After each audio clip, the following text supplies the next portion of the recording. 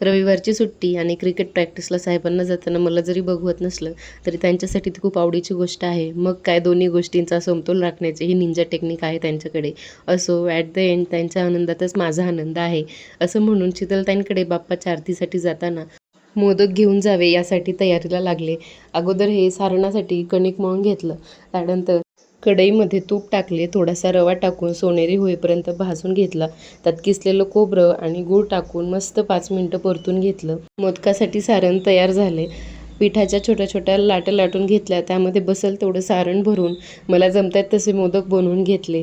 त्यानंतर तळायला घेतले आणि एकही मोदक तेलात फुटला नाही याबद्दल स्वतःला शाबासकीही दिली. आणि शाबासकी का देऊ नये, कारण स्वतःच्या हाताने बनवलेल्या पदार्थाचा आनंद हा वेगळाच असतो. आणि मी आता काम करते आणि राघव शांत बसला असं तर कधीच होत नाही. त्यामुळे त्यांनीही असा पूर्ण पसारा घालून ठेवला होता. अगोदर देवघरातील बाप्पाला नैवेद्य ठेवला आणि बाकीचे घेऊन गेलो शीतलताईंकडे. बाप्पाची आरती केली आणि बाप्पाला छान छान मोदक खायला दिले. तर असा होता आजचा दिवस. भेटूयात नेक्स्ट व्लॉगमध्ये. तोपर्यंत बाय.